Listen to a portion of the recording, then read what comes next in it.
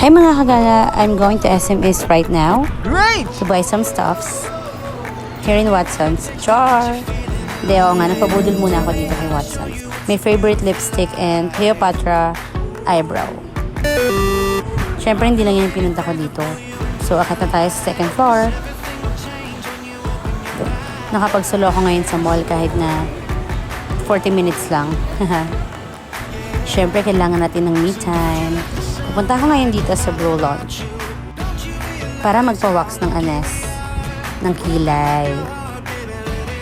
Itong Bro Lounge ang lagi kong pinupuntahan pag kailangan ko magpa-wax, even kilay, underarm, or any part of my body. Kasi dito ay mura at mababait yung mga staff. Hot wax ang gamit nila kaya hindi masyadong masakit. Una is nagpa-eyebrow thread muna ako. May yak-yak na nga ako dyan. After nun, pumasok na ako sa room para magpa-underarm wax.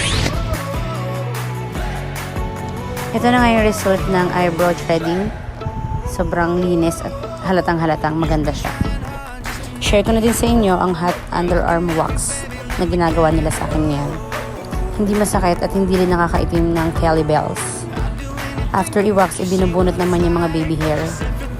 Next is Brazilian wax. Yes! Yun lang guys. Happy naman ako sa result ng wax ko for today's video. Uwi na and thank you for watching guys. Bye-bye!